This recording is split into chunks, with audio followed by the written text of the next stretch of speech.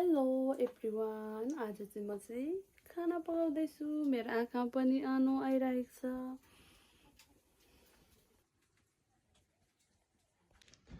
मैले चाहिँ यहाँ पहेँली दाल पकाउनु आँटेको।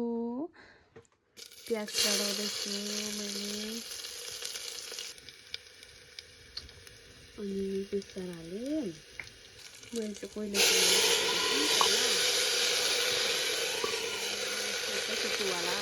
जाटेको मैले चाहिँ।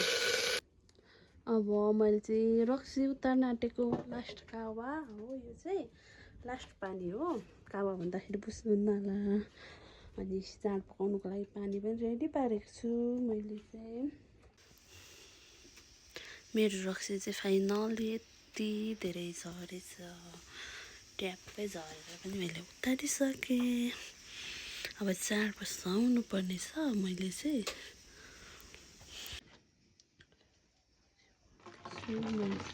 रक्सी भरिरहँदैछु। कस्तो चाहिँ झरेको कस्तो झरेको मिठो मिठो झरेछ।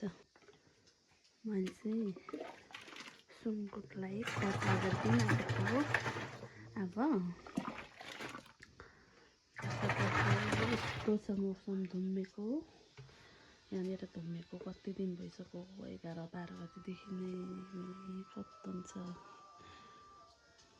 उयो खत्तम छ मौसम त। मैले चाहिँ जाल पकाउनुको लागि रेडी पारिसकेँ। आगो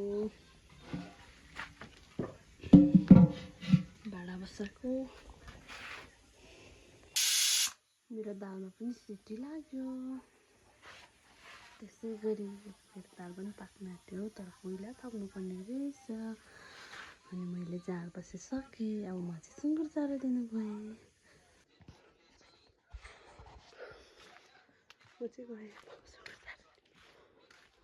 गएको सुँगुर चारो दिन।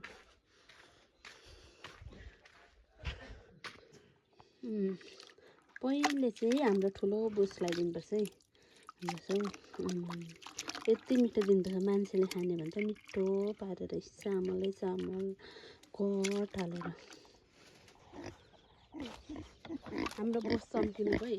यहाँ हाम्रो ठुलो बस साला कस्तो खाइसक्नु भएछ चारो चाहिँ। अनि चाहिँ अब चारो उसलाई फेरि तलतिरैबाट खानुपर्छ।